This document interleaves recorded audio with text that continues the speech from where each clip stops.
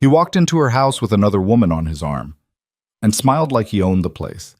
He didn't know that every chandelier above his head, every stone beneath his feet, every security guard watching him from the shadows, all of it belonged to the wife he had spent 5 years destroying. Tonight, Nico Viscari would stand in the middle of a $12 billion empire and realize, too late, that the most dangerous person in the room had never once raised her voice at him. She hadn't needed to. She had been waiting. If you want to know what real power looks like when it finally decides to stop hiding, stay with me until the very last second of this story. Hit that like button right now and drop your city in the comments below. I want to see exactly how far this story travels. Okay, see. The Hudson Valley in October had a particular kind of cold that didn't announce itself. It arrived in the bones first, a deep, marrow-level chill that the bright afternoon sun did nothing to address.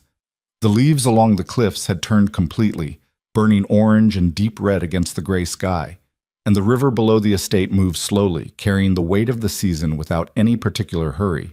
Elena Viscari noticed all of it from the passenger window of a black SUV that was not her husband's. She had been driven up from Manhattan by Marcus Webb, the senior legal director of Blackstone Global Holdings, a man in his early 60s who wore the same gray suit every time they met and had never once made small talk in her presence. She appreciated that about him. The drive from the city had taken 2 hours with traffic, and they had spent most of it in silence, reviewing printed documents in manila folders while the landscape changed outside the tinted windows. The final transfer confirmation came through at 9 this morning, Marcus said, not looking up from the folder in his lap. The trust documentation is complete. The board vote is scheduled for 8:15 tonight, which gives you approximately 40 minutes before Hartwell does his quarterly address to the foundation members. I don't need 40 minutes, Elena said. You'll want to review the asset summary one more time. I've reviewed it 11 times. Marcus finally looked at her. He had the kind of face that held very little expression by default. Not cold, just economical with what it offered. You understand that once this becomes public, there's no version of tonight where things remain quiet. I know. Your husband will be in that room. She didn't flinch. I know that too. The SUV turned through the main gate of the Blackstone estate, which was guarded tonight by private security in dark uniforms. The driveway alone stretched nearly a mile, lined with lanterns that had been lit since dusk, casting everything in warm amber light that did nothing to soften the imposing silhouette of Blackstone Manor at the end of it. The house, though house was a generous understatement for what it was, rose against the darkening sky like something that had always existed in that particular spot, permanent and indifferent, the way very old, very wealthy things tended to look. Elena had not been back here since her father's funeral 14 months ago. She pressed her fingers against the cold window glass and felt something tighten in her chest. Not grief exactly, but something adjacent to it. The kind of sensation that comes when a place holds too many different versions of yourself at once. The 7-year-old who chased her father's dogs through the South Garden. The 22-year-old who brought a man she loved to dinner on that terrace. The 31-year-old who stood in the entry hall and watched the most important person in her world get lowered into the ground and tried not to think about how alone she now was. She pulled her fingers back from the glass. What time did the catering crew arrive? She asked. 6 this morning, Marcus said. The florists were here by 4. The orchestra has been doing sound checks since 2 o'clock. And the second floor suite? Ready. Margot is already there with your things. Elena nodded. She looked down at the folder in her lap, at the top page, which bore the letterhead of Blackstone Global, and the words Chairwoman Succession Documentation at the top in clean, formal type. Beneath that, her name. Her full name, the one she had been born with and had legally retained despite the marriage.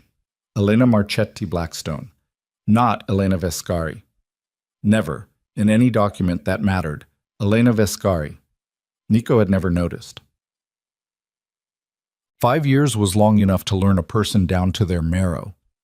She had spent the first year of her marriage believing the distance between them was temporary, something that would close once the strangeness of a new life settled, once Nico adjusted to the structured domesticity he claimed to want. She had been patient the way intelligent people sometimes are, reading the situation too carefully, looking for explanations when the simplest one was already obvious. He had wanted access, not her. The second year, she began to understand this. The third year, she accepted it. By the fourth year, she had quietly begun the legal process her father had urged her toward in the months before his health collapsed. The process of separating what was hers from what Nico believed he had claimed simply by marrying her. Her father had seen Nico Viscari more clearly than she had. August Blackstone had spent 60 years in the company of powerful men and knew precisely which kind Nico was. Not the kind that built things, but the kind that positioned themselves near things others had built and waited for an opening. He had told Elena this plainly, once, over dinner on the terrace with the river visible below them and the evening turning golden, and she had not wanted to hear it, so she hadn't. She wished, often, that she had listened that night. But August Blackstone had not been the kind of man to leave the people he loved exposed because they had made a mistake. He had anticipated her mistake and worked quietly around it, spending the last 18 months of his life in consultation with Marcus and the Foundation's legal team, restructuring the holdings so that every meaningful asset passed to Elena directly, not through the marriage, not through any vehicle Nico could touch. The estate, the foundation, the trust. 43 properties across 9 countries, the controlling stake in Blackstone Capital Partners, the voting shares in 3 publicly traded subsidiaries, all of it, legally, irrevocably, hers. Nico had been sitting across the dinner table from her for 5 years, treating her like a footnote, while she quietly became one of the wealthiest privately held individuals on the eastern seaboard. He hadn't known because he hadn't looked. He hadn't looked because he didn't respect her enough to consider that she might be worth examining. That particular blindness was going to cost him everything. The SUV stopped at the side entrance of the manor, away from the main arrival circle where photographers were already positioned and the first guests were beginning to appear from their own vehicles. Black cars and hired drivers, the particular choreography of serious money arriving at a serious event. Elena stepped out into the cold air and stood for a moment looking up at the facade of the house. The main windows on the upper floors were lit from inside, and she could see movement through the glass, staff moving through the rooms, making last adjustments to the arrangements her event team had been coordinating for 6 weeks. Everything about tonight had been coordinated, including Nico's invitation. It had been sent through the Foundation's standard mailing list to the Manhattan address he used for business correspondence, formatted identically to the 200 other invitations that had gone out to Foundation donors and civic leaders. There was nothing in it to suggest anything unusual. It read as it always read. An evening to honor the Blackstone charitable legacy. Cocktails at 7, dinner at 8:30, formal attire requested. He had RSVP'd within 24 hours. She had been told this by her assistant, who had relayed the information without any particular commentary. She had not replied. "You should go up," Marcus said from beside her. "Margot is waiting." "I know." She didn't move immediately. She was looking at the corner of the east wing, where the lights of the preparation rooms were visible. Then she breathed out slowly and turned toward the side entrance. "Is the AV team confirmed on the presentation sequence?" "Confirmed and rehearsed twice. The attorney will introduce the transfer documentation at 8:50, following the Foundation address. You come down at 9. The staircase lights. "Calibrated this afternoon." She nodded. She pushed through the side door and into the warmth of the house. And behind her the October cold held against the doorframe for a moment before the door closed and left it outside. At 7:03 p.m., a dark car with New York plates swept through the main gate and joined the line of arriving vehicles at the front of the manor. In the back seat, Nico Viscari sat with his right arm around Vivienne Hart, who was already taking photographs out the window. Not of the house, Elena would later learn, but of herself reflected in the window glass, checking her lipstick, tilting her chin at different angles to see which one photographed better in the orange light of the estate lanterns. Nico was not looking at the photographs. He was looking out the opposite window, watching the shape of the house approach, doing the particular kind of mental inventory he always did when entering a room. Who would be there? What they would want from him? What he could extract from the evening before it was over? He had been in a good mood since midday. The morning had been productive. A meeting with 2 city council members who owed him favors. A lunch with a logistics contractor whose business Nico had protected for 3 years and who was now prepared to sign a revised agreement that directed a percentage of his government contracts through channels Nico had arranged. A call with his attorney, who confirmed that the civil matter from 18 months ago was still buried under procedural delays and would likely stay that way for another year. A good day. A clean day. And now this, a prestigious foundation gala, an opportunity to be seen with the right people, to remind the civic and financial community that Nico Viscari was a man of standing and influence, not merely a name in certain federal case files that his attorney assured him would never amount to anything actionable. The fact that his wife's father had founded the Blackstone Legacy Foundation was, in Nico's view, essentially irrelevant. August Blackstone was dead. The foundation was being run by some committee of attorneys and board members whose names he couldn't recall. Elena had nothing to do with it. Elena had nothing to do with anything, which had always been her defining characteristic as far as Nico was concerned. He had not told Elena he was coming tonight. He had not told her he was bringing Vivian. He was not particularly interested in what Elena thought about either of those decisions. "How many people?" Vivian asked, pressing her cheek lightly against his shoulder without disturbing her hair. 200, maybe 250. Foundation crowd. Old money, politicians, some press. "Will there be cameras outside?" "A few." He glanced at her. "Try not to make it a performance." She pulled back slightly, her expression flickering with something between offense and calculation before settling into a smile. "You always say that and then the pictures come out and you're glad I dressed the way I dressed." He didn't respond. He was watching the manor now as the car slowed toward the circular driveway, and he was thinking about Harlan Drexel, a federal land commissioner who was supposed to be here tonight and whom Nico needed to have a quiet conversation with about a Port Authority assessment that had become inconveniently pointed. The car stopped. The door opened. Nico stepped out into the cold air of the estate and offered his hand to Vivian without looking at her, the way a man offers a hand to help someone upstairs. Automatic, practical, bearing no particular warmth. The photographers at the rope line raised their cameras. The flashes started. Nico smiled for them. He was good at smiling for cameras. It was a specific kind of smile, commanding, at ease. The smile of a man who did not doubt his right to be at the center of attention. He had practiced it, though he would never have admitted that. He wore it the way he wore the suit, with precision, because appearance was always an argument, and he intended to win every argument he walked into. Vivian tucked herself under his arm, and the cameras loved it. Neither of them noticed the woman watching from the second-floor window. What? Elena stood back from the glass, far enough that she wouldn't be visible from below, and watched Nico cross the driveway with Vivian Hart pressed against his side. And she felt nothing romantic.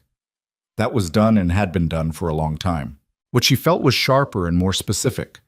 It was the feeling of watching something you had predicted, something you had prepared for, something that nonetheless still carried its own small sting because you were a person and not a strategy. She had known he would bring someone. She had suspected it would be Vivian specifically. The photographs had been circulating for over a year. The two of them at Formula One in Monaco, at a restaurant opening in Miami, on a yacht off the Greek coast that Elena recognized as belonging to a business associate of Nico's. She had not confronted him about any of it. People who had witnessed her marriage from the outside, the handful of people she trusted enough to be honest with, had interpreted this silence as either obliviousness or defeat. Her cousin Petra, who lived in Florence and called her twice a month with the particular combination of love and exasperation that only a family member can produce, had said to her directly, "Elena, you need to leave. You need to take what's yours and go." Elena had said, "I know. I'm working on it." Petra had not been fully satisfied with this answer, but she had accepted it, because Elena had always had her own pace when it came to the things that mattered most to her, and pushing her was generally useless. She turned away from the window now. Margot was across the room making final adjustments to the emerald gown that hung from a garment hook near the wardrobe. Margot Reyes had been Elena's personal assistant for 3 years, and had the quality Elena most valued in the people closest to her. She did not offer unsolicited opinions. She had seen a great deal, and she kept her face professionally still about most of it. 45 minutes, Margot said, without looking up from the hem she was inspecting. "I know." Elena moved to the vanity and sat down. She looked at herself in the mirror. The woman who looked back at her was 33 years old, brown-haired, broad-shouldered, with the kind of face that was easy to dismiss if you were looking for something else. She had spent a significant portion of her life being assessed and found wanting by people who were measuring her against standards she had never agreed to be measured by.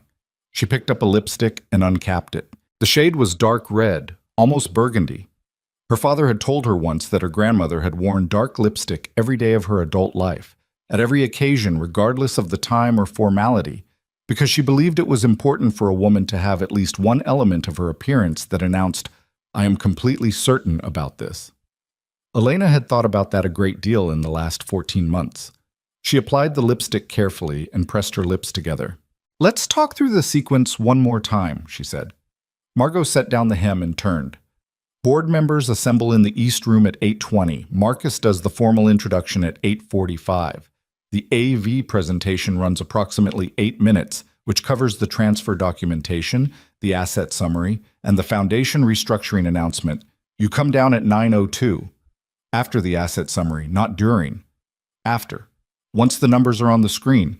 Elena nodded slowly. And Harlan Drexel? Confirmed present. He arrived with the Connecticut delegation at 7:15. Nico will try to get to him before dinner. Probably. Make sure Drexel is seated at table 7. That's the one by the northeast wall, away from Nico's table. Already arranged. Elena looked at herself in the mirror again for a moment. Then she set down the lipstick and straightened her shoulders. "Good," she said. "Hush." The ballroom of Blackstone Manor had been built in 1927 by Elena's great-grandfather, who had believed that the rooms in which important things happened should themselves be important. The ceiling was 40 feet high, coffered in dark walnut and gold leaf, and on clear nights, the tall windows on the river-facing wall gave onto a view of the Hudson that made people stop talking mid-sentence and simply look. Tonight there were 231 guests moving through the space beneath the chandeliers, and the orchestra in the north alcove was playing something measured and sophisticated that no one was quite listening to, because the real music of the evening was the sound of 231 people doing the work that powerful people do at events like this, reading the room, identifying the useful conversations, filing away information for later use. Nico had been in the room for 11 minutes and had already made 3 calculations. The first was that Harlan Drexel had arrived, which was good. The second was that 2 of the federal investigators he recognized from the Garland Harbor matter were present, which required awareness. The third was that the guest list was more significant than he had anticipated. This was not a mid-tier charity dinner. This was a room full of people who controlled things, real things, and that meant opportunity if he moved correctly. He had released Vivian into the care of the cocktail hour, the way you release something into water. She had immediately found the gravitational pull of the nearest group of people who looked like they might know who she was from the internet, and she was now performing effortlessly in that current, laughing at something a man in a silver tie was saying with her hand briefly, professionally, on his forearm. Nico watched this with neither jealousy nor warmth. She was useful in rooms like this. She drew the cameras, which gave him something to stand adjacent to, and she occupied the social energy that he found wearing when he had other things to attend to. He had been involved with her for 14 months and did not think about the future of their arrangement much. It was what it was. He moved through the room toward the bar, exchanging greetings along the way with the particular ease of a man who understood that confidence was itself a social currency. A state senator from Albany shook his hand. A real estate developer from New Jersey clapped him on the shoulder. A woman from the mayor's policy office smiled at him over the rim of her glass in a way that was either flirtatious or calculating, and he returned the smile neutrally and kept moving, because he had learned long ago that these two things were often the same. He reached the bar and ordered bourbon. "Mr. Vescari." He turned. A man he didn't immediately recognize. Late 40s, gray suit, unremarkable face, with very attentive eyes. "I'm sorry," Nico said, allowing a fraction of pleasantness into his voice. "Refresh me." "Thomas Aiello. I'm with the Blackstone Foundation Audit Committee." The man extended a hand. Nico shook it. "Of course. Good evening." "I wanted to say, we're very glad you could attend tonight. The Foundation has some exciting announcements, as I'm sure you're aware." Nico wasn't aware of any specific announcements, but he received this the way he received most things, with the surface composure of a man who knew everything and was simply being polite about it. "Looking forward to it," he said. Thomas Aiello nodded with a smile that lasted exactly the right amount of time before he moved on. Nico sipped his bourbon and scanned the room again. He was looking for Drexel. What he found instead, along the south wall, was a cluster of board members he recognized from Blackstone Capital, men and women whose names appeared in the Foundation's published documentation, the kind of serious, established figures who usually had the bearing of people who were present at an event but thinking about something else. Tonight they had the bearing of people who were waiting for something specific, something they already knew was coming. Nico's glass paused midway to his mouth. He read rooms for a living. He was good at it the way surgeons are good at their particular skill, through repetition and pattern recognition and a tolerance for what the readings sometimes revealed. The room was telling him something. He wasn't certain what it was yet. He set his glass down on the bar, unheld, and took a slow breath through his nose. The orchestra continued behind him. The chandeliers threw their warm, impartial light across the walnut floor. 200 guests moved and talked and laughed in the easy rhythms of a well-attended evening. And underneath all of it, like a current under still water, something was moving that he hadn't arranged, hadn't anticipated, and didn't control. He didn't know what it was, but he felt it. At 8:33 p.m., the lights in the ballroom dimmed slightly. Not to darkness, but to the particular quality of light that signals an event is transitioning from social time to ceremony. The orchestra ended its current piece and did not begin another. Guests shifted naturally toward the open floor at the center of the room, turning in the direction of the elevated stage at the far end, where a podium bore the Blackstone Foundation seal. Nico moved toward the center of the room and found a position with clear sightlines, the way he always did. Vivian appeared beside him, having navigated her way back through the crowd with her drink and a slight flush in her cheeks from whatever conversation she had been in. "What's happening?" she murmured. "Foundation remarks," he said. Quarterly address. Hartwell. Theodore Hartwell, the Foundation's executive director, a 60-ish man with the face of a career diplomat, stepped to the podium and adjusted the microphone with the unhurried movement of someone who had done this many times. "On behalf of the Blackstone Legacy Foundation," Hartwell began, "I want to welcome each of you tonight. This evening marks a significant moment in the history of the Foundation and in the history of the Blackstone family's commitment to the work we do together." Standard preamble. Nico's eyes moved over the room, identifying faces, noting positions. He found Drexel finally, near the north wall, half a room away, speaking to a woman Nico recognized as a partner from a prominent DC lobbying firm. He filed the position away. He would get to Drexel during the dinner break. "Tonight," Hartwells continued, "we are honored to formalize the succession of leadership that August Blackstone himself designed in the final years of his life. A succession that represents not merely an organizational transition, but a statement of values and intention that Mr. Blackstone felt very deeply." Something tightened in Nico's jaw. He wasn't certain why. The words were unremarkable, the kind of thing any foundation director might say about any leadership succession. But there was something in the room's quality of attention. Everyone was listening. Not the polite attending to that well-mannered people perform during institutional remarks, but actual listening, the kind that happens when people already know something important is coming and are waiting for the specific moment it arrives. Hartwell looked out at the room. "It is my privilege to introduce to you the new chairwoman of the Blackstone Global Foundation and the sole owner of Blackstone Legacy Holdings." He paused. "A woman who has spent her life doing exactly what her father did, seeing clearly, building carefully, and waiting with extraordinary patience for exactly the right moment." He looked toward the back of the room. "Ladies and gentlemen, Elena Blackstone." Not Vescari. Blackstone. The screen above the stage illuminated.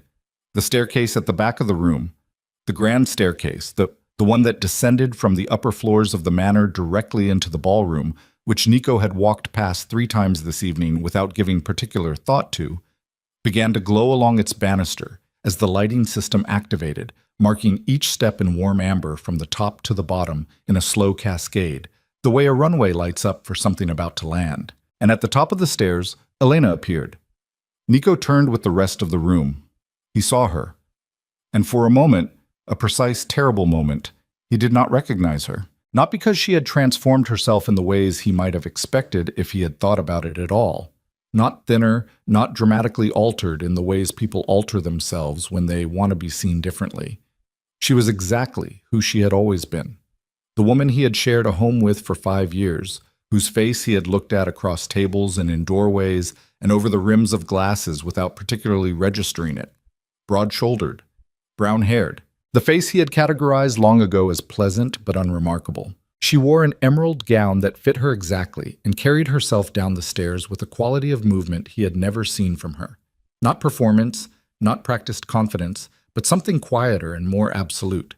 The stillness of a person who has stopped explaining themselves and simply arrived.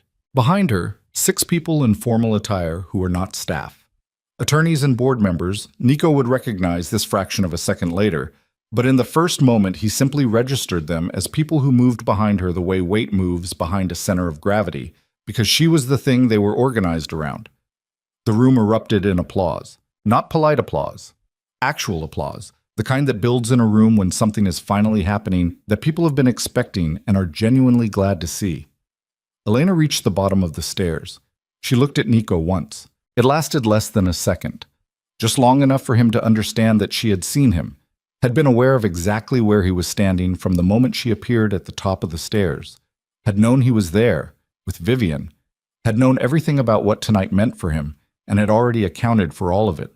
Then she looked away, toward the stage, and walked toward the podium with the board members following, and the applause continued, and Nico stood in the middle of his wife's ballroom with his hand still half raised toward a glass of bourbon he no longer remembered holding, and felt, for the first time in a very long time, something he did not have an immediate response to.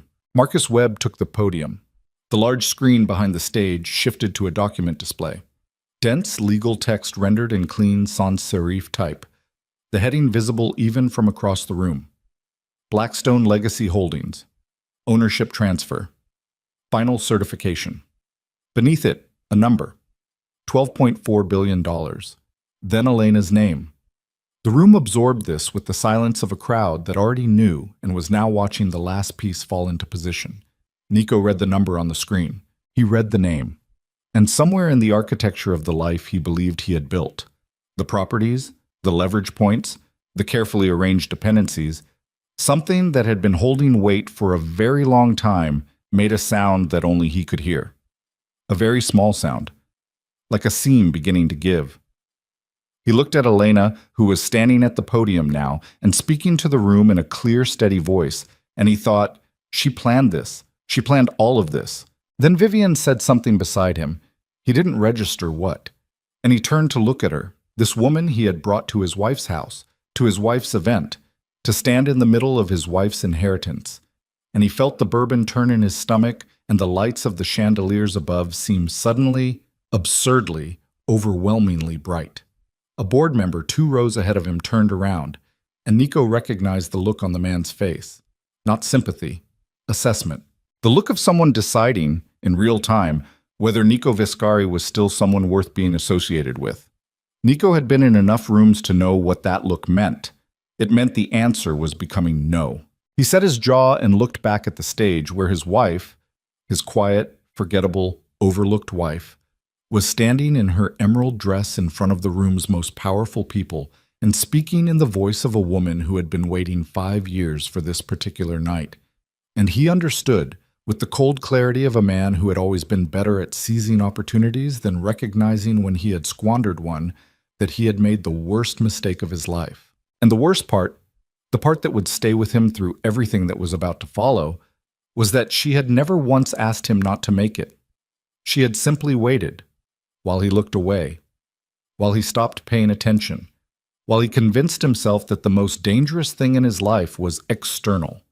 Federal investigations, rival families, political exposure, while the actual danger sat across from him at dinner and read books and said very little and accumulated, quietly, irrevocably, everything. The screen behind Elena shifted to the asset summary. The numbers filled the room.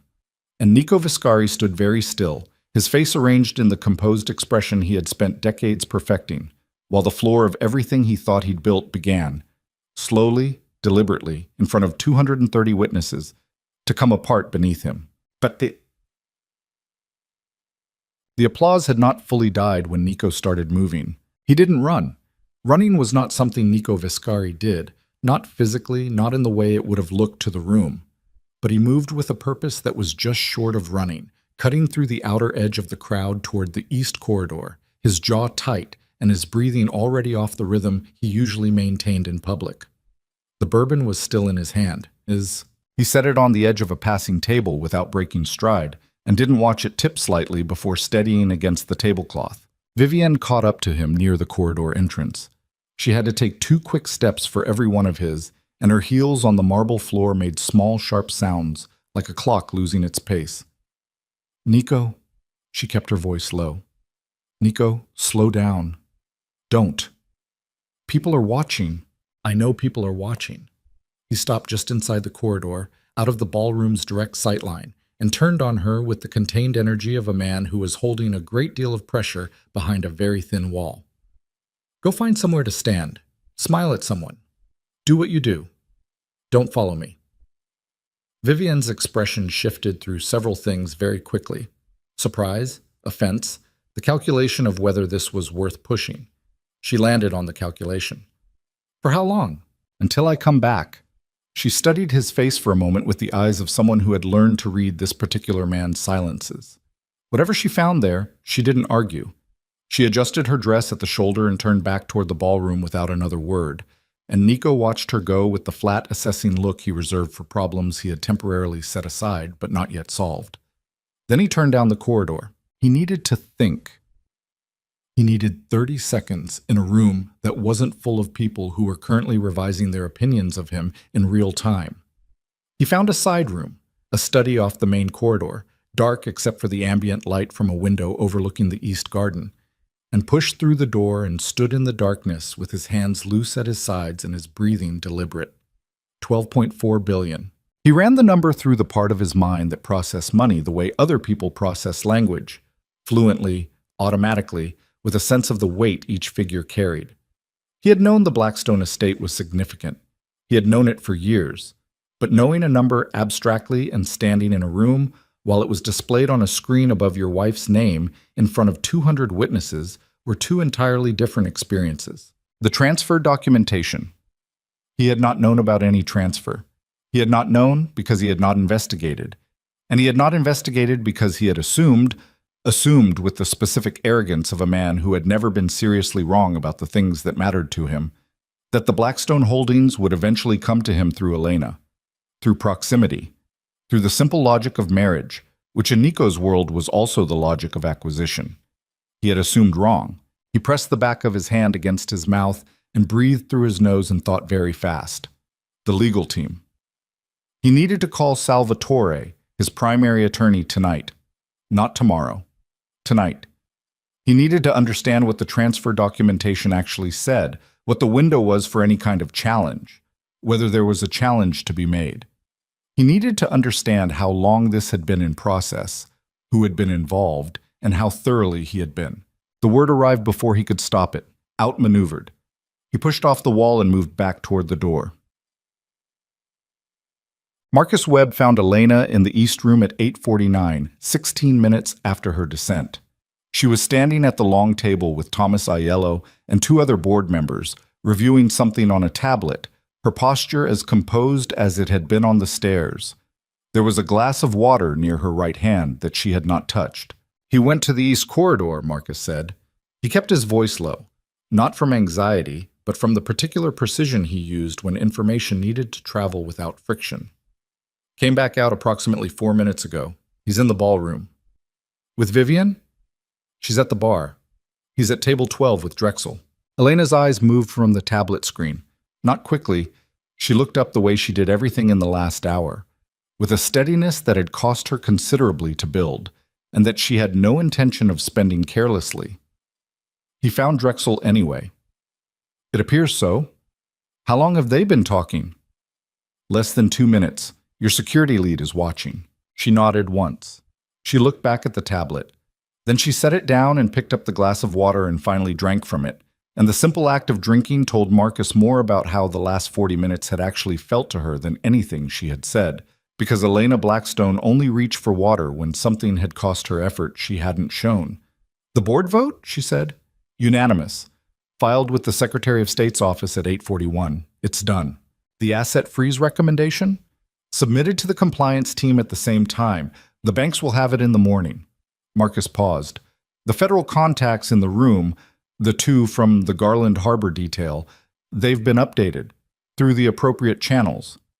Elena absorbed this. That wasn't supposed to be tonight. It wasn't. But when the transfer documentation went on the screen, one of them approached Thomas directly. He used his judgment. His judgment was correct. She set the glass down. What about the warehouse leases? The notification letters were prepared last week. They'll go out by courier at 7 a.m. She was quiet for a moment. Aiello and the two board members had tactfully redirected their attention to the far end of the table, giving her a pocket of space that she appreciated without acknowledging. He's going to come to me, she said. Not a question. Before the evening is over, Marcus agreed. The only question is whether he tries to do it quietly or he won't do it quietly. She knew this the way she knew most things about Nico. Not from love, not anymore, but from 5 years of close observation. The kind of attention you develop when you're living beside something that could hurt you and you need to understand its patterns. He'll wait until he has some version of a play. He'll want an angle before he comes. And if he doesn't have one, he'll invent one. She straightened and smoothed the front of her gown. Make sure the legal team is in the building, not in the main rooms in the staff area. I want them reachable. Already done. She moved toward the door. Elena. Marcus's voice was even, but she heard the thing under it. Not sentiment. Marcus Webb didn't traffic in sentiment, but something adjacent to it, a kind of acknowledgement. Your father would have watched that staircase descent and felt, I know, she said. Thank you, Marcus. She stepped back into the corridor.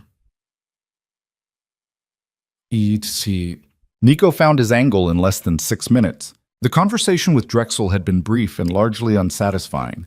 The man was slippery in the practiced way of long-tenured government officials. His answers surfed along the top of Nico's questions without ever committing to depth, and Nico had recognized within 90 seconds that Drexel had already recalculated. The screen in the ballroom had done something to Drexel's math. Nico could feel it in the way the man held his drink, in the angle of his body, in the slight excess of friendliness that people deploy when they're managing a relationship they've privately decided to let go of. Drexel excused himself at 8:58. Nico let him go and stood with his empty glass and thought. The angle arrived through Sal Morano, one of his captains, who had been among the guests Nico had brought, not as a formal escort, but as a presence, a quiet insurance policy, in a room full of people whose behavior he couldn't fully predict. Morano was a compact man in his 50s, dark-suited, the kind of unremarkable that took effort to maintain, and he materialized at Nico's elbow with the practiced inconspicuousness of someone who had been doing this for a long time. The two suits by the north wall, Morano said under his breath, without looking at Nico. Left side, navy and gray. Nico didn't look immediately. He took a breath, turned as if scanning the room generally, let his eyes cross the north wall. Found them. I know them. Garland Harbor? Among other things. His voice was flat. How long have they been here? Came in with the main crowd. Not press credentials. Foundation guests, but the names on the list don't check out. Of course they don't. Nico turned away from the north wall and faced the center of the room. His jaw was working the way it did when he was keeping something in. She invited them. Morano didn't respond to this, which was the correct response. Who else did she invite? Nico said, and it wasn't quite a question. I've been counting. 3 from what looks like compliance or financial regulation. 1 I can't place. He's been near the board members all night. Nico was quiet for a moment. Get Falcone. He's outside. Get him. Morano moved away. Nico stood with his empty glass and looked at the stage, where the screen now displayed a looping graphic of the Foundation's charitable initiatives, and thought about Elena standing at the top of the staircase with the lighting cascading below her, and thought about the way the board members had moved behind her, and thought about Thomas Aiello saying exciting announcements with the smile of a man who knew exactly what shape the night was about to take, and felt the cold thing in his chest expand by another degree. 5 years. She had been in his house for 5 years, at his tables, in his cars, in the rooms where he made decisions and conducted meetings, and built the architecture of his influence, and she had never, not once, not in any of the 1,000 interactions he could recall, given him the impression that she was doing anything other than exactly what she appeared to be doing: reading, staying quiet, staying home, being, as he had privately categorized her, essentially inert. He had been wrong about the inertia. He understood that now, with the specific ugliness of a realization that arrives fully formed and offers no comfortable middle ground. She had not been inert. She had been building something. Right next to him, in the quiet hours he had dismissed as nothing, she had been laying the groundwork for tonight with a patience and precision that, and this was the part that stuck in him like something physical, was more sophisticated than anything he had ever done. He was good at power. He had spent his adult life acquiring and maintaining it with serious skill. He knew how power worked, how it moved, where it lived, and she had beaten him at it so completely that he hadn't even known there was a game.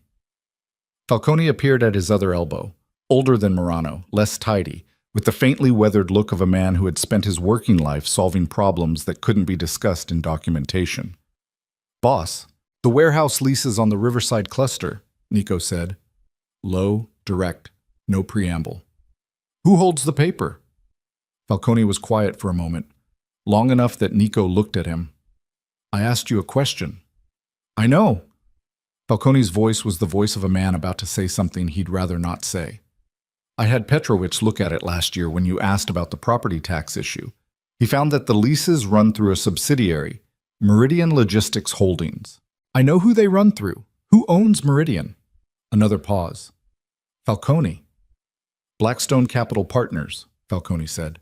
"The controlling share." Nico went very still. "The airfield in Jersey," he said. Coastal Property Ventures, LLC. We checked. It traces to a Blackstone subsidiary." "The Carmine Street warehouse." "Same." "The 4 Port Newark." "Nico."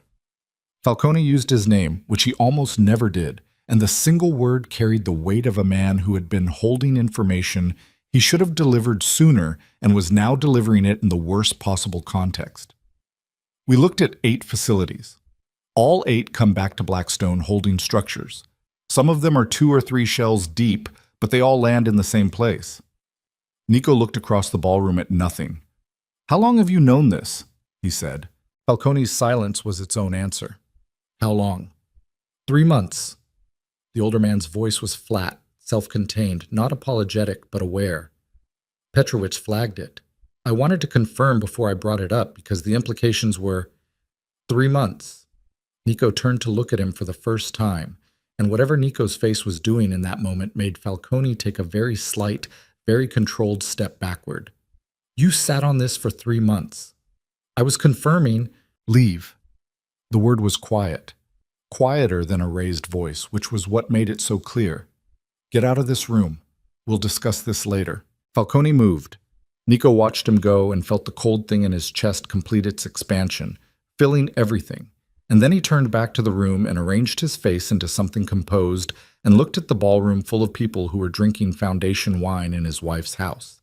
And he began, with the deliberate methodology of a man who has nothing left but methodology, to count what remained.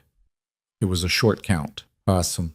Elena was talking to the ambassador from Portugal when she saw Nico begin moving toward her. She had been expecting this. She had been monitoring the room through the careful peripheral awareness that served her well in environments where she needed to track multiple things at once. She had watched Nico's posture change twice in the last 20 minutes, once after his conversation with Drexel, which had lasted less than 3 minutes and ended with Drexel moving away at the speed of a man with somewhere else to be, and once after the brief conversation with the compact man near table 12, after which Nico had stood very still for a long time in the manner of someone recalculating from the ground up. She concluded her sentence to the ambassador smoothly, excused herself with a warmth she didn't entirely feel, and turned to face the room. Nico was 12 feet away and closing. He was doing the thing he did when he was managing rage in a public space. The controlled stride, the face set into neutral pleasantness, the hands loose and visible. It was a good performance. Most people in the room wouldn't have read anything in it. Elena had seen it dozens of times across dinner tables and in doorways, and it no longer produced in her the particular contraction it once had. He stopped 2 feet from her. Too close for the setting. Deliberately too close. A pressure tactic. The kind of subtle territorial move that was so ingrained in him that she suspected he deployed it without thinking. She didn't step back. "We should talk," he said. "We are talking. Privately. This is a public event." She met his eyes steadily. "I'm the host." Something flickered in his expression. "Elena." "Nico." Her voice was even. Not warm, not hostile, just level, like a road built for something heavy to travel on. "You want to explain to me what tonight was," he said, and his voice had dropped to the register he used when the social surface was thinning and what was beneath it was beginning to show. "The Foundation succession announcement. It's in the program." "Don't do that." "Do what?" "Perform for me like I'm one of them." He tilted his head toward the room without taking his eyes off her. "We're married, 5 years. You owe me a conversation." She looked at him. At the face she had fallen in love with at 27, which was still the same face and still held the same quality of focused intensity that she had once interpreted as passion and had since come to understand as something closer to hunger. "I owe you quite a bit less than you think," she said. His jaw tightened. "The warehouse leases are subject to the Blackstone Holdings asset review." "Yes." She kept her voice low, matching his register, giving the nearest guest nothing to catch. "Your legal team will receive the formal notification letters in the morning." "The airfield." "In the morning." "The Port Newark." "Nico." She said it the way you say a word to stop a room. Not loud, just final. "I know every facility. I know every shell company. I've known for over a year. You're not going to name one that surprises me." The muscles in his face did something complicated. She watched the calculation happening behind his eyes.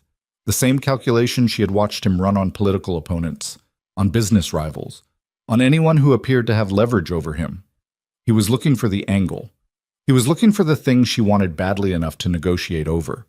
She had anticipated this. "You want a divorce," he said. It came out as a declaration, not a question, because Nico Viscari did not ask questions when he could frame them as positions. "Among other things," she said, "we can talk about that. We can sit down with attorneys and we'll do exactly that," she said. "On Monday morning, 9 o'clock, at Marcus Webb's office. He'll have the documentation prepared." He stared at her. "There's nothing to negotiate tonight, Nico. Tonight is the announcement. The rest happens through counsel." She paused, just briefly, less than a second. "I'd suggest you retain separate counsel. The situation is somewhat complex." He was very close to losing the composure. She could see it, could see the effort it was costing him to hold the face together, the tension in his throat, the way his breathing had deepened. For a moment she felt something she hadn't expected to feel, something small and complicated that had nothing to do with forgiveness and everything to do with the strange, unwanted intimacy of knowing a person's tells. Then she looked past his shoulder and her stomach tightened. One of the 2 federal agents she had identified near the north wall, the one in the Navy suit, had moved. He was now standing near the East Corridor entrance, and he was not alone. 2 other men had joined him, neither of them press, neither of them Foundation guests, both of them with the particular quality of stillness that law enforcement develops, and that civilians occasionally mistake for boredom. They were watching Nico. This had not been part of her plan for tonight. She looked back at Nico's face and understood, with a sudden cold clarity, that something had broken loose that she had not authorized and could not recall. The coordination with the federal contacts had been intended as background, awareness, not action, not tonight. "You need to leave," she said. His eyes narrowed. "What?" "I mean it." She held his gaze and kept her voice absolutely level, even as something in her chest was moving fast. "Right now, get Vivian and go." He read something in her face. He turned his head a fraction, tracked the direction of her eyes without being obvious about it, and found the men by the corridor. She watched the recognition move through him like a cold current. His face went through something then that she had never seen on it before. Something she didn't have a word for in the context of Nico Viscari. Fear wasn't quite it. It was the moment before fear.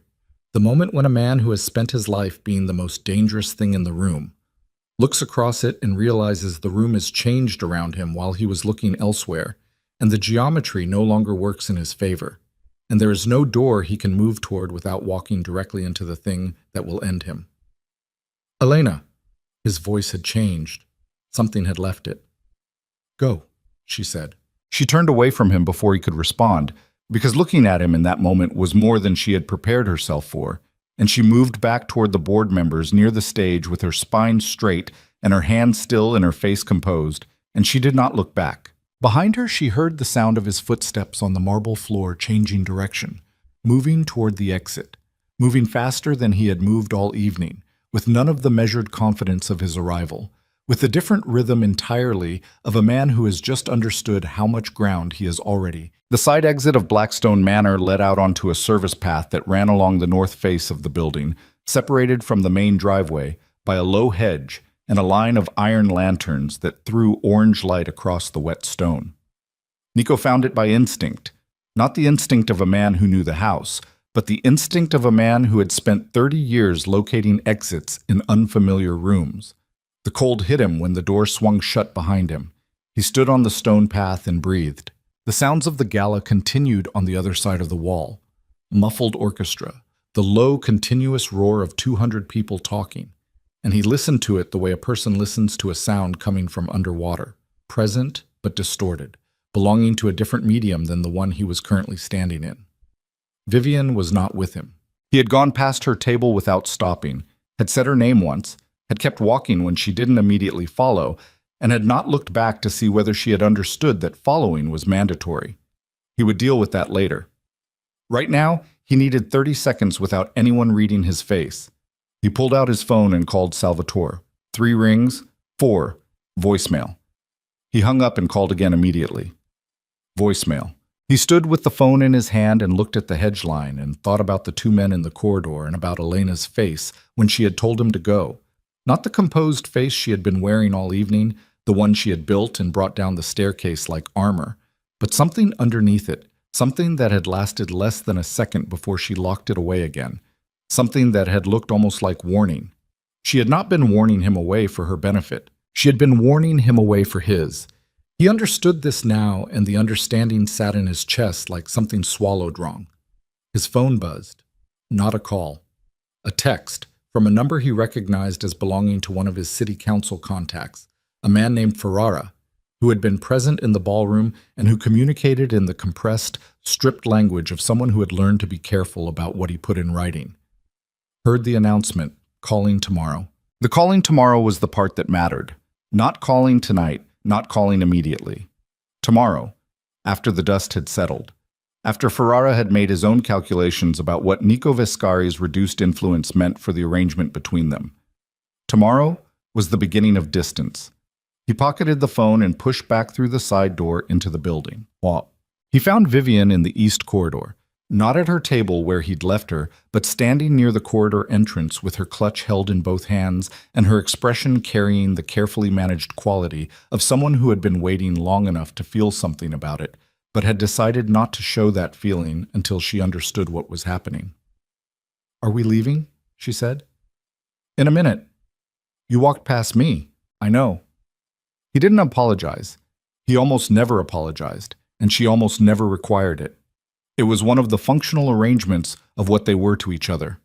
But tonight her eyes were doing something more searching than usual, scanning his face with an attention she didn't typically deploy in public, and he recognized that she was reading him the way he had been reading rooms all evening, and that what she was finding was not reassuring. "The announcement," she said. Her voice was low, positioned below the ambient sound of the corridor. "She owns all of it." "Yes." "This building." "Yes." Vivian was quiet for a moment. She turned the clutch over in her hands once, a small fidgeting motion that was the only tell she had, the one she deployed when she was deciding whether to say the true thing or the strategic thing. "How did you not know that?" He looked at her. "Nico." Not softly. "How did you not know?" "That's not a conversation we're having here." "Then where are we having it?" She took a step toward him, closing the gap to something intimate and pressurized. She smelled like the perfume he had bought her in Paris 8 months ago, which was currently an entirely unwelcome detail. "Because I've been standing in a room full of people who are all looking at you and then looking at me, and I've been smiling for 2 hours, and I would like to understand what I have been smiling inside of." He held her gaze. The thing he felt was not affection and not anger. It was something colder, more specific. The feeling of watching an asset become a liability in real time and knowing you couldn't address it immediately because the timing was wrong. "You've been smiling inside a Foundation gala," he said. "That's all you need to know right now." Her jaw tightened, the tell again, the clutch rotating in her hands. "You told me she had no involvement in the estate. I told you what I believed. And what you believed was wrong. Apparently." The word came out flat and final, an iron door closing. Vivienne studied him for one more second with her sharp, practiced eyes. Then something in her face changed. Not softened, but reorganized, settling into a new configuration that he recognized as the look she got when she had made a decision and was done questioning it. She turned without another word and walked back toward the ballroom, and Nico watched her go and understood that the thing between them had just moved into a different phase. He would deal with that later. He had a more immediate problem. The room he found was a small library off the main corridor. Dark wood, shelves floor to ceiling, a desk with nothing on it. He didn't turn on the lights. He sat in the chair behind the desk in the near dark and finally got Salvatore on the phone on the third attempt.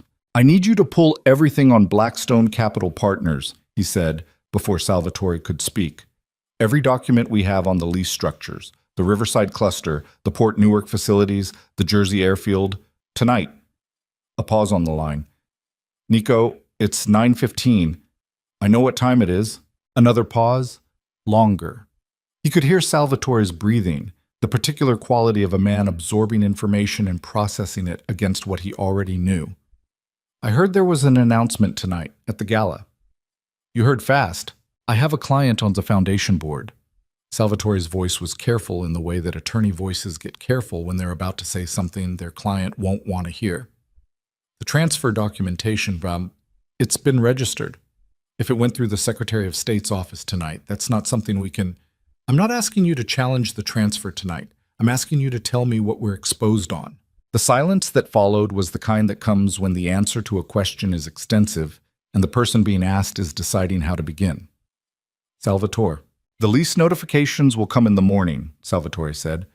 "Based on what I know about the Blackstone structure, the subsidiaries have grounds for reclamation with 60 days' notice under the master lease terms. You signed the Riverside Agreement in 2021. I reviewed it, Nico. I told you at the time that the termination clause was aggressive." "What about the Newark facilities?" "Similar terms. The airfield is worse. That's a month-to-month arrangement that was converted from a short-term license. They can reclaim that one in 30 days. Nico sat in the dark and said nothing. "There's also the Garland Harbor matter," Salvatore said, and the careful quality in his voice increased by a degree. "If someone provided documentation to the federal team tonight, and based on what I'm hearing, that's not an unreasonable assumption, then the timeline on that matter changes. The procedural delays we've been relying on assumed a certain information gap.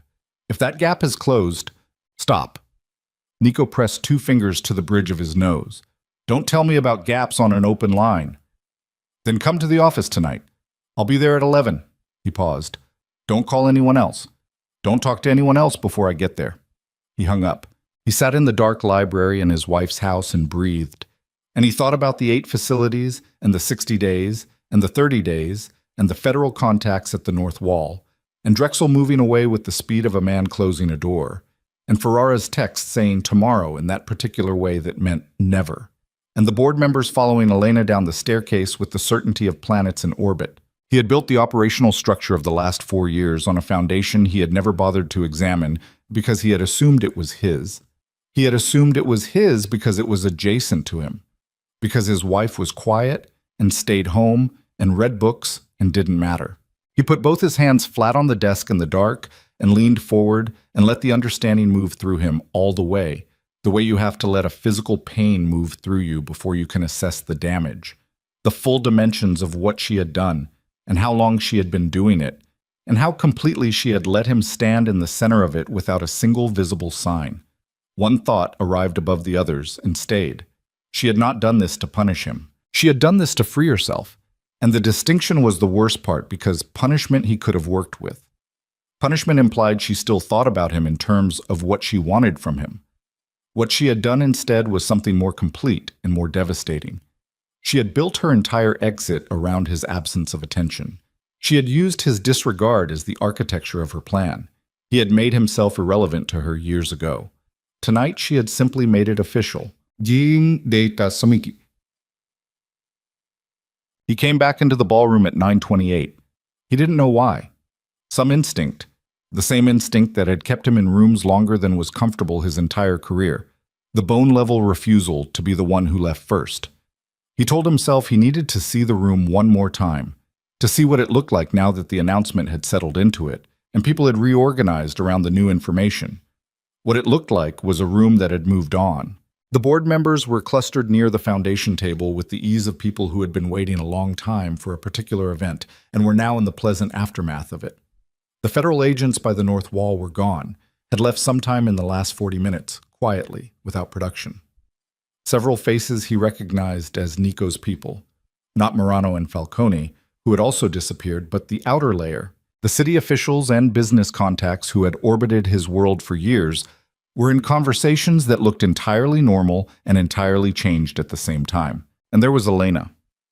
She was at a table near the river-facing windows with the Portuguese ambassador and a woman Nico recognized as a managing partner from one of the city's largest real estate law firms. She was laughing at something the ambassador had said. Not the performance of laughing, but the actual thing, the small, surprised quality of a genuine response. Her hand briefly on the table, her shoulders less guarded than they'd been all evening. She looked, Nico thought, like a person who had set something down. Like a person who had been carrying an enormous weight for an enormous amount of time and had finally, in the last hour, found a place to put it.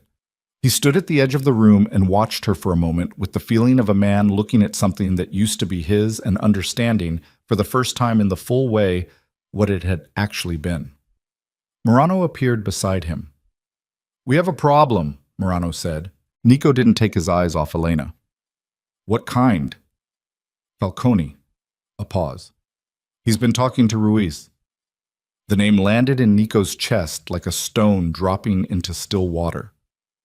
Carlo Ruiz, the man who ran the Western operation, the man who had been patient and quiet and operationally loyal for 11 years, and who had, in that time, built a network that in several specific and significant ways exceeded Nico's own. He turned to look at Morano. "What do you mean, talking?" Morano's face was doing the thing it did when information was bad, going very still, very controlled, a face that had learned over decades to carry difficult things without showing the strain. "Falcone called him at 9 o'clock, right after you told him to leave the room. The call lasted 14 minutes.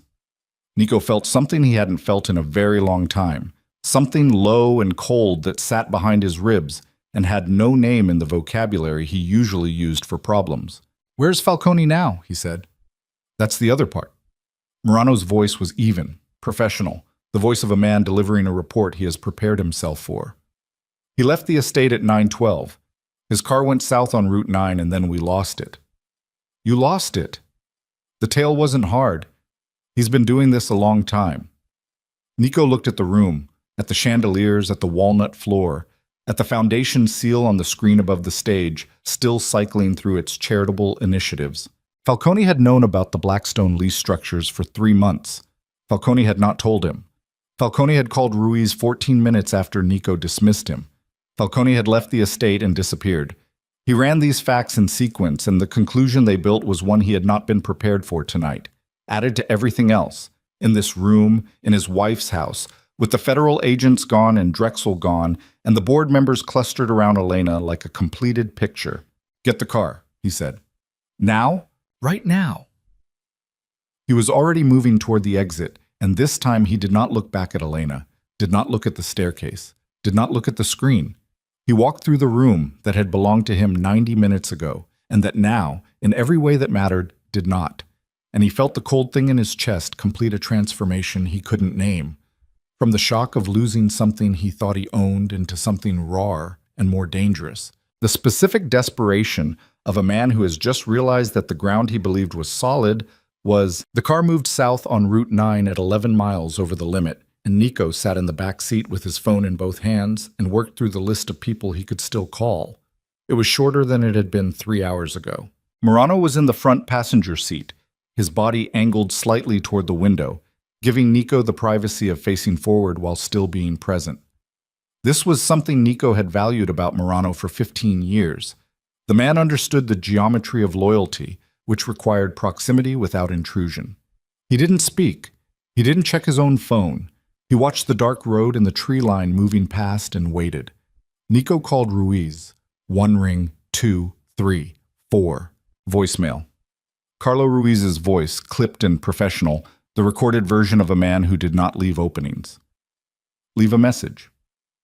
Nico hung up and sat with the phone against his knee and looked at the back of the driver's headrest and thought about the 14-minute call, and about Falcone's car going south and then disappearing, and about the 11 years of operational loyalty that had apparently had a price nobody had disclosed to him.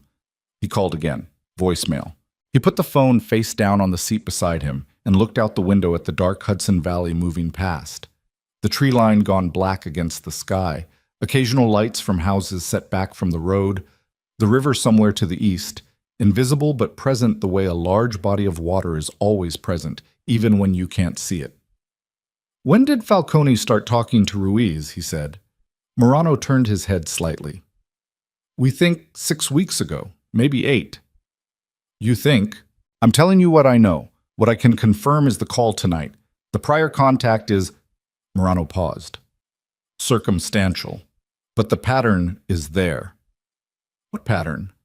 3 meetings in the last 2 months between Ruiz's people and 2 of Falcone's contacts in the Jersey operation. We thought it was standard coordination. A pause. We were wrong. Nico was quiet. The car hit a rough patch in the road and vibrated through the undercarriage, and he felt it in his spine the way you feel things when your body is already running too hard. Amplified. Slightly wrong. The physical world insisting on its presence when your mind wants to be somewhere else. Did you know? He said. Morano turned all the way to face him. The ambient light from the dashboard caught the side of his face. No. Nico looked at him for a long moment, reading the face, reading the eyes. 15 years was long enough to know a person's tells, and Morano had almost none, which was why Nico had kept him close. The steadiness looking back at him now was the steadiness of a man telling the truth, not because truth was always the safest option, but because in this particular moment, with this particular man, the lie would have been worse. All right, Nico said. He picked up his phone again. Salvatore's office was in Midtown, on the 31st floor of a building that didn't advertise its tenants. Nico arrived at 10:47, took the private elevator from the parking structure, and found Salvatore at his desk with his jacket off and 2 associates flanking him, young, careful-faced, the kind of people who stayed late when senior partners needed them to and asked nothing about the reason. Salvatore looked up when Nico came through the door and said something with his eyes that he didn't say with his mouth, which was, "It's worse than I indicated on the phone." "Get out," Nico said to the associates. They looked at Salvatore. Salvatore nodded once. They left without gathering their things, which meant they hadn't been expecting to stay anyway. Nico sat in the chair across from the desk. He was still in his evening clothes, the dark suit, the tie loosened now, the top button open. He had been wearing these clothes for 5 hours, and they felt like someone else's. "Talk," he said. Salvatore pulled a printed document from the top of the stack and turned it so it faced Nico across the desk. The asset freeze recommendation went to 3 banks tonight: Commerce First, Meridian Capital, and the Atlantic Corridor Fund. Based on the compliance documentation submitted, which is extensive and which I have to tell you is very well constructed, the freeze is likely to be implemented by 6 a.m. Nico looked at the document without touching it. Which accounts? The operating accounts for 4 of the shell structures, the Riverside Cluster Management account, the logistics subsidiary that handles the Port Newark coordination. Salvatore's voice was the voice of a man delivering a diagnosis, professional and precise, and carrying the specific weight of information that cannot be undelivered. And the personal account attached to the Meridian Holdings, LLC. The personal account. The one that held 14 months of operational revenue that Nico had been rotating through the structure in preparation for a longer-term relocation he'd been planning quietly for the last 2 years. The account that was supposed to be 2 shells deep and untraceable. "How?"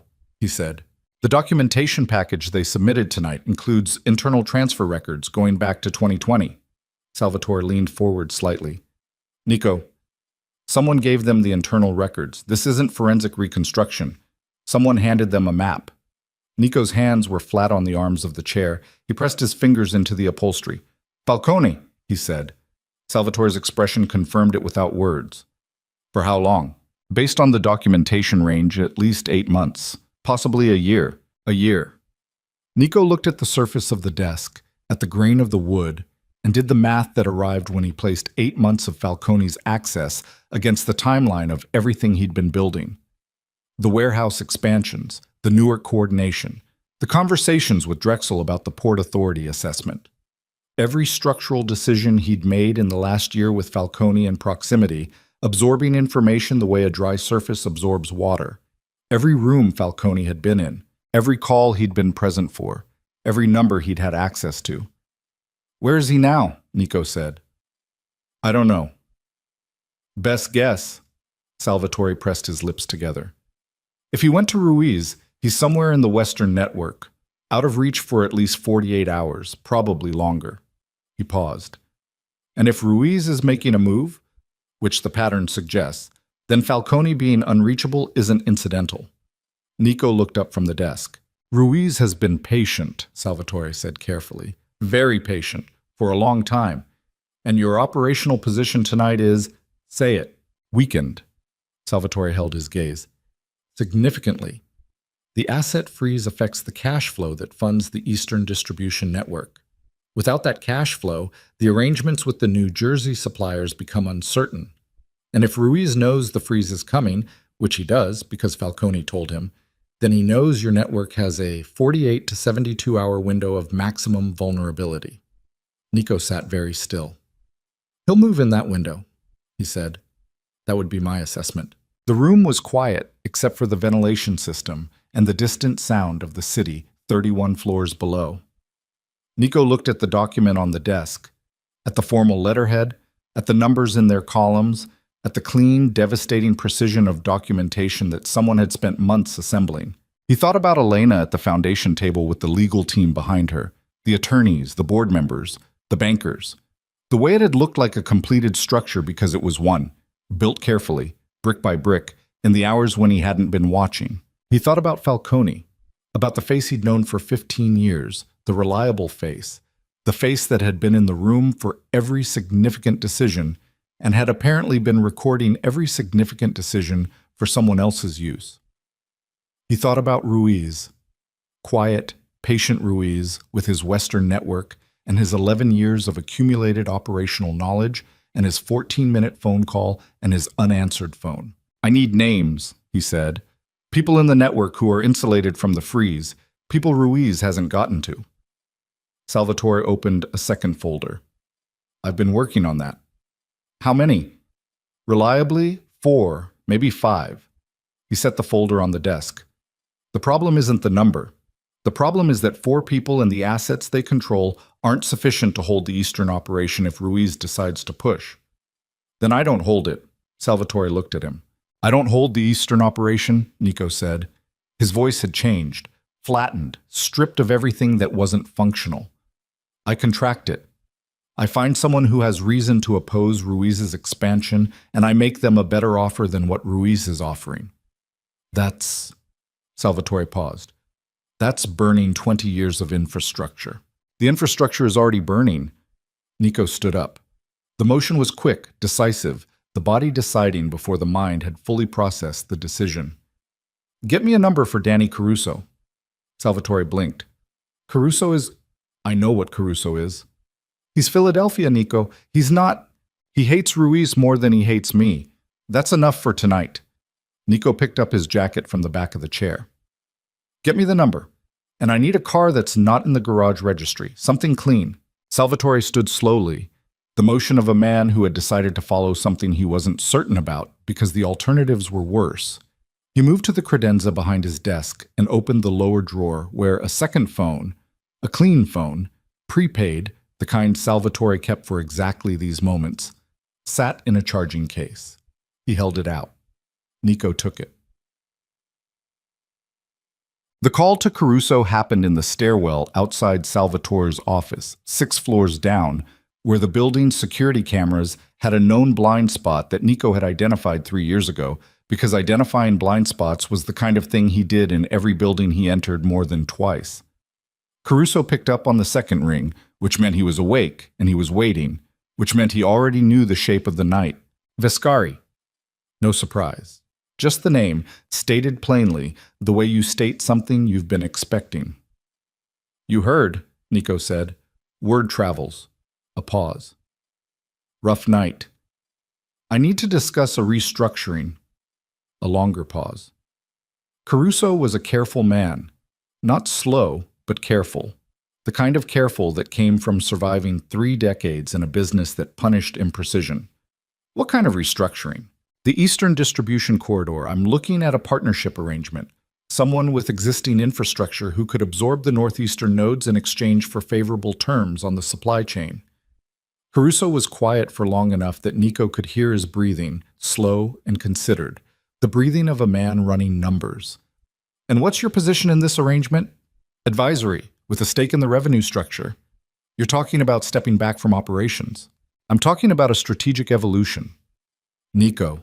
Caruso's voice was almost gentle. Almost. You're talking about stepping back from operations. Call it what it is. Nico stood in the stairwell in his evening clothes with the clean phone pressed to his ear and the concrete walls of the fire exit around him and said nothing for a moment. Then, yes. Another long pause. Ruiz is going to move on the northeastern nodes in the next 48 hours, Caruso said. You know that. I know that. If I take the partnership, I'm taking on a conflict with Ruiz. You've had a conflict with Ruiz for 6 years. I'm offering you resources to resolve it. Resources that are currently frozen. Partially frozen. Temporarily. Nico's jaw was tight. The legal situation is addressable. I have counsel working on it tonight. Your counsel, Caruso said, is working on a documentation package that was put together by a woman who spent a year building it. I've dealt with Blackstone attorneys before, Nico. They're not working on something addressable. They're working on something done. The word landed in the stairwell and stayed there. Done. What do you want? Nico said. Stripped down now, nothing strategic in it, just the direct question of a man at the bottom of his leverage. Caruso considered. I want the Jersey supply chain, all of it, clean transfer. That's all of it, Nico. And I want it papered by tomorrow morning so that when Ruiz moves, he's moving against my territory, not the remnants of yours. Another pause.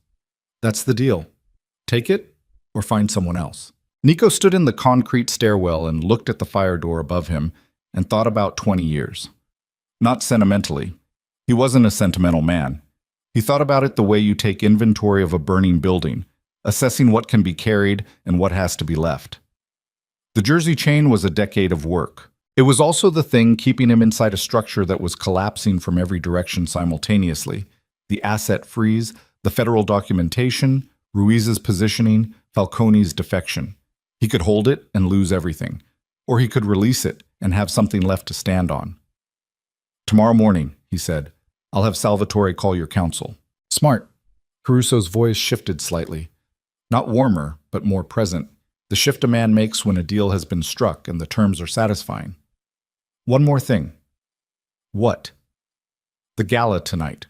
What happened up there? A pause. I'm not asking for details, but I need to know. Are we dealing with federal interest in your name specifically, or is this civil? Nico looked at the fire door.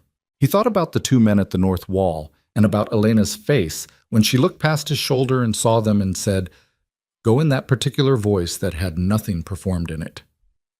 I don't know yet, he said. Caruso absorbed this. Then I'd suggest you find out before the morning. The line went quiet for a moment.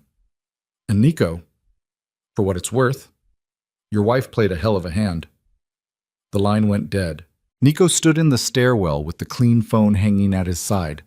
The fluorescent light above him hummed. Somewhere in the building, a door opened and closed. The city continued 31 floors below in its enormous indifference.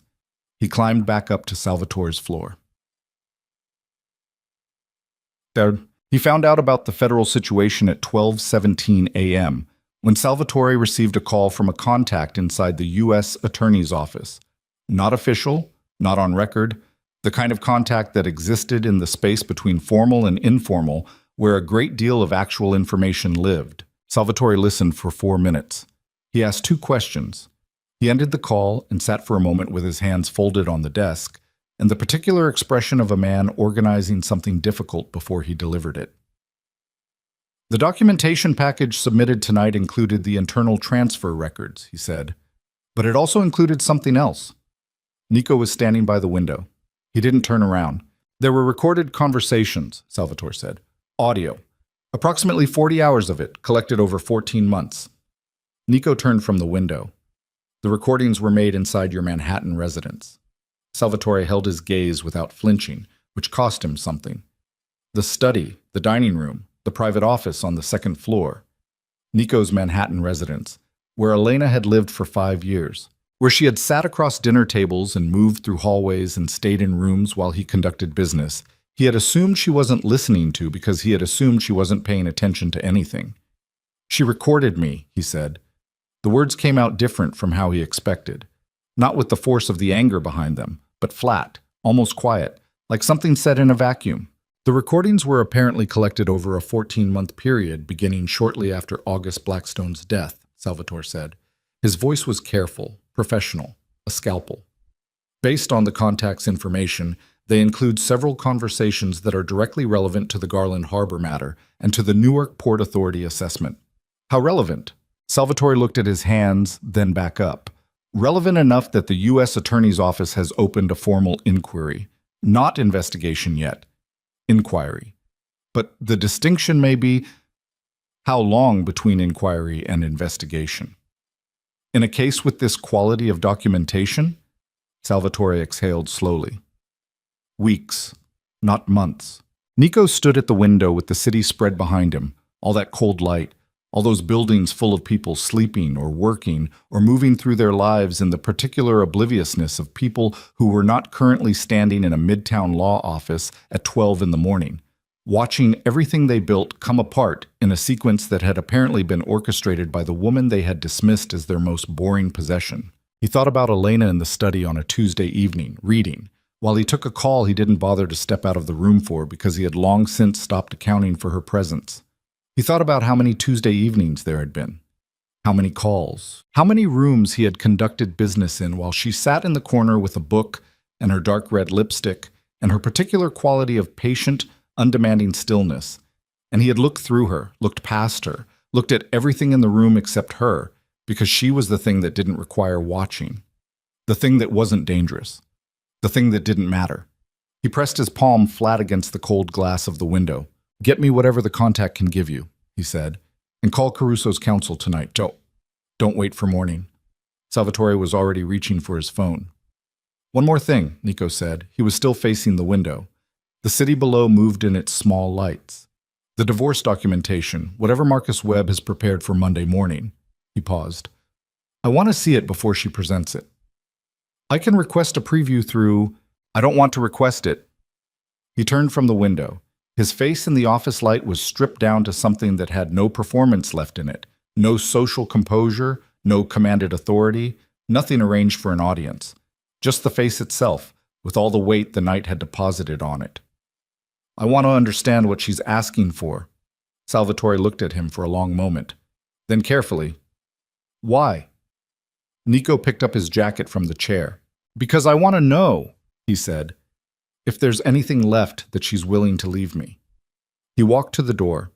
Behind him, Salvatore sat with the phone in his hand and the open folders on his desk, and the particular expression of a man who had spent 30 years in rooms where difficult things happened and who recognized, in the quality of silence Nico Vescari left behind him, something he had not expected to find in a man like that.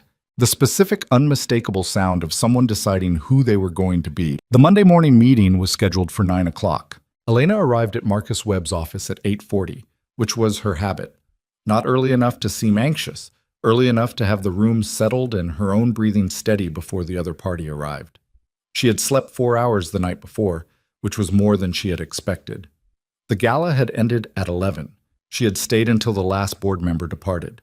She had walked through the empty ballroom alone while the catering staff broke down the tables around her, and she had stood for several minutes at the river-facing windows in the dark, looking at the water below, feeling the specific exhaustion that comes not from exertion, but from the release of sustained tension held for a very long time. Then she had gone upstairs and slept. Marcus had coffee waiting. He poured it without being asked and set it on the conference table in front of her chair, and sat across from her with his own folder and his gray suit and his face that held its usual economy of expression. "The asset freeze was implemented at 6:14 this morning," he said. "Commerce First and Meridian Capital confirmed. The Atlantic Corridor Fund is pending, likely by noon." Elena wrapped both hands around the coffee cup. "And the courier notifications?" "Delivered to the warehouse management addresses at 7 a.m. The Riverside cluster manager called the Blackstone Holdings legal line at 7:22. We did not return the call." "The airfield?" "No response yet. We expect one by end of day." She nodded. She looked at the folder on the table. The divorce documentation, the asset separation agreements, the formal legal landscape of unwinding a 5-year marriage that had been, in its essential architecture, a long-running miscalculation. She had reviewed every document twice. She knew every figure. She was prepared for all of it. What she was not entirely prepared for was what Marcus said next. "His attorney called at 7:50, Marcus said, Salvatore Greco. "He requested a pre-meeting conversation." A pause. "He said Vescari wanted to come in early. Alone. Before counsel." Elena looked up from the folder. "Before counsel," she repeated. That was the request. She sat with this for a moment. Outside the conference room window, Manhattan moved in its Monday morning rhythm, taxis and pedestrians, and the flat gray October sky doing nothing in particular. She thought about Nico in Salvatore's office at midnight, which her security lead had confirmed through sources she didn't ask to identify.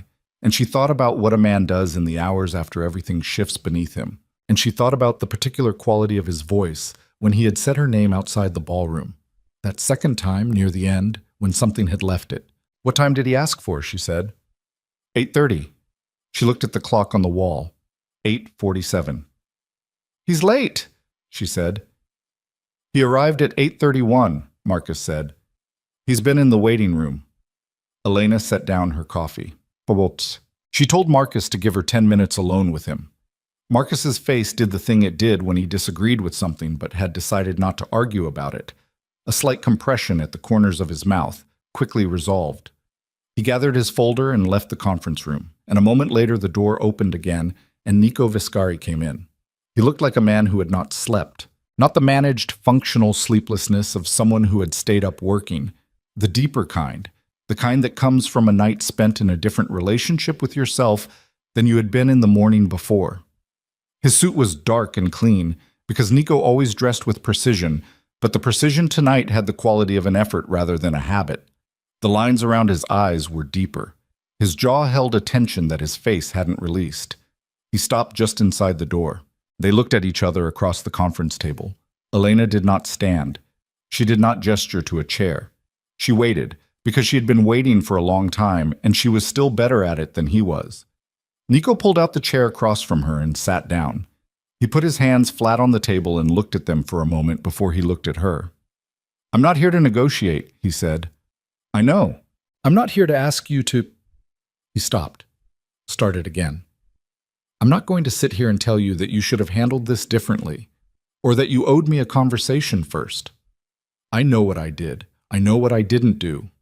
His voice was measured, stripped, carrying none of the authority he usually wore in rooms like this. "I'm here because I wanted to look at you and say it directly, without the attorneys in the room." Elena said nothing. She was watching his face the way she had learned to watch it over 5 years, not for what it showed, but for what it held behind what it showed. The thing she found there now was unfamiliar. She had seen him angry, strategic, contemptuous, charming, and cold.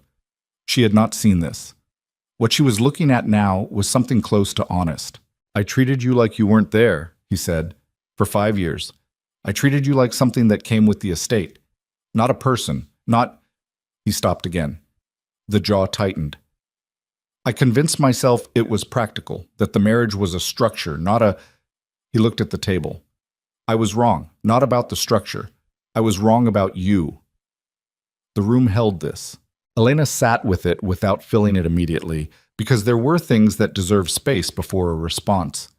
and this was one of them. She looked at the man she had loved genuinely at 27, the man who had looked at her and seen an asset and called it a relationship, the man who had brought another woman to her father's house and smiled for cameras while doing it, the man who was sitting across from her now with his hands flat and his face open in a way she had never seen from him in 5 years of mornings and evenings and the particular intimacy of shared spaces. She thought about what it had cost him to walk through that door 17 minutes early and sit in the waiting room until she was ready. It didn't change anything about the documents on the table. It didn't change the 5 years. But it was, and she was honest with herself about this, because dishonesty was a thing she had decided in the last year to stop doing even internally. It was not nothing. "I know what you're facing," she said. Her voice was even, not cold, not warm, present. The federal inquiry, the operational exposure, Ruiz. She watched his eyes when she said Ruiz and saw the confirmation there, the slight shift that told her she had the shape of it right. "I didn't design all of that. Some of that is your own structure failing from the inside." "Falcone," he said, "among other things." He nodded slowly. He looked like a man absorbing the specific weight of a thing he'd already known, but was hearing said plainly for the first time. "The recordings," he said. She didn't flinch. "Yes." How long were you?" 14 months, she said, starting 3 weeks after my father died. She held his gaze. "I want you to understand something about that. I didn't begin because I wanted to destroy you. I began because I needed to protect what my father spent his life building from someone who was using it as infrastructure for things he would never have permitted." She paused. "You made choices that put his legacy in proximity to criminal exposure. I removed that proximity. That was the priority." Something moved across his face. Not quite shame, something harder and more private than shame. The expression of a man confronting the gap between who he thought he was and what the evidence indicated. "The divorce terms," he said, "are what they are." She opened the folder and turned it toward him. "Marcus prepared this. My legal position is clear. There's nothing in there you can challenge successfully, and I'd ask you not to try. Not because I'm worried about the outcome, but because it extends a process that neither of us benefits from extending." He looked at the documents without touching them. He was quiet for a long time. "The Manhattan residence," he said, "is in the documents. You have 60 days. Another silence. "Nico." She said his name not as a pressure, but as a call to attention, the way you say a name when you need someone to look at you. He looked at her. "Sign the documents. Cooperate with your counsel on the federal matter. And I mean cooperate genuinely, not strategically. Whatever arrangement you've made with Caruso, see it through and then step back from the operational life. Actually step back." He stared at her. "You know about Caruso. I know about a great many things." Not unkindly. "I've had 14 months of very good listening practice." Something almost happened in his face then. The ghost of something that in a different life, in a different version of the two of them, might have been the dark edge of a laugh. It didn't quite arrive, but it passed through, and she saw it, and she noted it in the register she kept of things that were true about him that his public self never showed. "What do you want me to do?" he said. And it was not a strategic question. It was the question of a man who had exhausted his own answers and was asking someone else's in genuine earnest. She considered it. "Start with the documents," she said. "The rest follows from there." He reached across the table and picked up the pen. "Assam." Marcus came back in at 9:03. He found Elena standing at the window and the signed documents on the table, and no Nico Vescari in the room, and he looked at the documents and then at Elena with the particular attention of a man who was not going to ask a question but was leaving the space for an answer if she wanted to give one. She didn't offer one. She turned from the window and sat back down and pulled the documents toward her. "Get the counter-signatures processed today," she said. "I want the filing complete before end of business." "Of course." Marcus gathered the documents with the efficient care he gave everything. Then, at the door, "Are you all right?" She thought about the question, not the social version of it, but the actual question, directed at the actual her, which Marcus Webb had earned the right to ask through 3 years of proximity and discretion. "Yes," she said. "I'm all right." He nodded and left. She sat alone in the conference room for a moment. The city moved outside the window. A pigeon landed on the ledge briefly and then left. Somewhere in the building a phone rang and was answered, and the muffled sound of someone's Monday morning problem moved through the walls and faded. She thought about her father, about the evening on the terrace when he had told her plainly what Nico was, and she had not listened, and he had not said "I told you so" later because he was not that kind of man. He had instead spent the last 2 years of his life making sure that her mistake would not cost her the things that mattered. He had done it quietly, methodically, in the same way he had built everything, without announcement, without drama, with the steady accumulation of careful work over time. She missed him with the particular texture that grief develops after 14 months. Not the sharp immediate thing of the first weeks, but something more integrated, more specific, present in moments like this one when she found herself in the middle of something he had made possible. She opened her own folder and began reviewing the next set of documents. There was a great deal of work to do. 3 months unfolded the way aftermath months do, not cleanly, not quietly, in a series of incremental events that added up to transformation only when viewed from a sufficient distance. The federal inquiry became an investigation in the 3rd week of November, as Salvatore had predicted. The documentation package was, as Caruso had assessed, something done. Nico cooperated, which surprised some people who had known him and did not surprise Elena at all, because she had watched his face across a conference table at 8:30 on a Monday morning and understood that the man who had walked through that door was a man who had already decided that the version of himself he'd been was a thing he was finished with. Whether he would manage to be a different version was a question she couldn't answer and had stopped trying to. He gave testimony in December. The investigation moved up the chain towards several of his former political contacts and away from him specifically, which was the arrangement his cooperation had purchased, and which Salvatore handled with the grim professionalism of a man who was good at his work even when the work was difficult. The Caruso arrangement held. The Jersey supply chain transferred cleanly. Ruiz moved on the northeastern nodes in the first week of November and found them occupied by Caruso's people, and the conflict that followed was expensive and brief, and resolved without directly involving Nico, which was the point. By December, the map had redrawn itself around the new reality, and Nico's name had moved from the center to the margin of the operational world he had occupied for 2 decades. He moved out of the Manhattan residence on a Thursday in late November. Elena was not there. She had arranged to be at the estate that week, not as avoidance exactly, but as the simple logistical fact that there was no version of being present for that particular event that would have been useful to either of them. She heard from Margot that he had taken very little. The furniture remained. The kitchen was untouched. He had taken his clothes, his books, which she had not known he had not known there were books he kept privately, and found this detail unexpectedly affecting. And a photograph from the study that she had not asked about and would not. The Manhattan apartment went on the market in January. But Vivian Hart had a new arrangement by mid-November with a tech founder who was publicly visible in ways Nico had never been, and who seemed to find her precisely as useful as she found him, which Elena assessed as probably functional for both of them. She did not think about Vivian Hart often, and when she did, it was without the charge such thoughts had carried a year ago. Vivian had been a symptom, not a cause. Elena had no particular feeling about symptoms once the underlying condition was resolved. The foundation work expanded in January. The healthcare initiative her father had sketched in his final year. A program focused on metabolic and thyroid disorders. The specific conditions that had shaped Elena's relationship with her own body for most of her adult life. The conditions that had made her a target for the particular variety of dismissal that gets directed at women whose bodies don't match the expected standard, moved from proposal to operation in the first quarter of the year. Elena hired a medical director. She reviewed every grant application personally.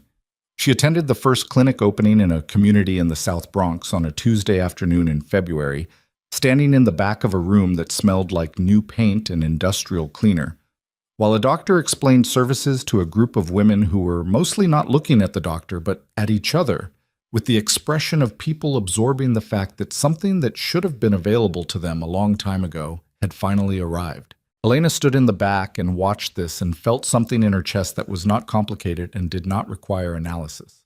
The scholarship program launched in March.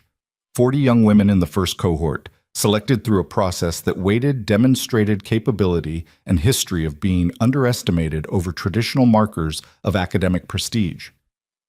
Elena read every application. She met 6 of the finalists in person. One of them, a 20-year-old from rural Virginia named Dara, who had been told by a school counselor at 16 that she wasn't a college type, who had spent 4 years proving the counselor wrong in the specific, determined way of someone who had been given a very clear picture of what they were supposed to amount to and had decided to treat that picture as a challenge, shook her hand at the selection dinner and said, with the directness of someone who had not yet learned to sand the edges off what they meant, "My mom said to tell you thank you. She said she wished someone had done this when she was young." Elena had kept her face composed through this because she was in a room full of people, and composure was what the room required. In the car afterward, she had sat with the specific weight of it for a few minutes without trying to move it along, because some things deserve to be felt at their actual size. On the first warm evening of April, she drove herself up to the estate, not for an event, not for a board meeting, just to be there, which was something she had not allowed herself to do since the gala. The simple act of arriving at the house without an agenda, without documentation, without the particular armoring that purposeful visits required. She parked at the main entrance and walked through the house, which was staffed lightly on weekdays and carried in its off-season stillness the particular quality of a place that is itself rather than performing itself. The rooms she had known since childhood looked like themselves. The east corridor with its uneven flagstone that had never been leveled because her father believed that imperfections in old houses were evidence of time well spent. The study where he had worked most evenings, where his reading chair still held the impression of years of use, where she had sat beside him at 10 years old while he reviewed contracts and explained to her without condescension that understanding what you own is the first and most important work. She stood in that room for several minutes. Then she went out to the terrace. The Hudson below was running high from the spring thaw, moving with the particular urgency of water that has been held in another form all winter and is now released and purposeful. The sun was low, an hour from the horizon, and the light it threw across the river and the cliffs and the budding tree line was the specific gold of April late afternoon, the color that looks like it should be temporary but arrives every year with the same reliability. She leaned against the terrace railing with both forearms and looked at the water. A reporter from the Manhattan Review had contacted the Foundation's press office in March with a request for an interview, not about the gala, which had been covered extensively and from every angle over the winter, but about the work, the healthcare initiative, the scholarships, what the Blackstone Foundation intended to be under her leadership. She had agreed to it, which was a decision that 6 months ago she would not have made, because 6 months ago she would not have wanted the attention and would have found reasons why the timing was wrong. She had answered the questions in a conference room at the Foundation offices with the reporter across a small table and Marcus sitting off to the side with his folder and his economy of expression. The questions were good. She had answered them directly. Near the end, the reporter, a woman in her 40s with the settled quality of someone who had been doing this long enough to have stopped performing the interview and started having it, had asked, "You've talked a lot about what the Foundation will do. Can I ask about you? About what the last year changed for you, personally?" Elena had thought about this. "I spent a long time," she had said, "confusing invisibility with safety. If no one was looking at me, no one could judge me. No one could tell me what I was worth." She had paused. The problem is that the same invisibility that protects you from judgment also lets other people define you. And if you're quiet long enough, you start to accept their definition. Not because it's true, just because it's the one that's been in the room the longest. The reporter had waited. "What changed," Elena had said, "is that I stopped accepting it. Not dramatically. It was mostly paperwork and patience." A pause. "But I stopped." Now she stood on the terrace in the April light with the river below her and the estate behind her, and 5 years of marriage and 14 months of preparation and 3 months of aftermath all settled into the specific weight that experience becomes when it's finished being a crisis and starts being a fact about who you are. She thought about Nico. Not often, and not in the way she had thought about him during the marriage. Not with the vigilance that living in proximity to something uncertain requires. She thought about him the way you think about something that changed you, because it had changed her, in the way that all significant things change people regardless of whether those things were good or bad. She had entered the marriage younger and softer and more uncertain than she would have admitted at the time. She had exited it with a very precise understanding of her own capacity and a very low tolerance for environments that required her to be less than she was. That understanding had been expensive. She wasn't certain it could have been acquired cheaply. She breathed in the April air, river smell, and cut grass, and the particular cold-edged warmth of early spring in the valley, and let it fill her entirely before she let it out. Below the terrace, the last of the winter water moved through the Hudson in its unhurried, undeniable way, going where the landscape required it to go, carrying what the season had given it, making no announcement about where it had been or where it was headed. Just moving. Just present. Just finally. Irrevocably. Its own. She stood on the terrace until the sun touched the western ridgeline and the light changed from gold to the soft gray rose of early dusk. And she did not move until the chill that came with that light reminded her that the house was behind her and warm in hers. And then she straightened up from the railing, and she turned, and she went inside.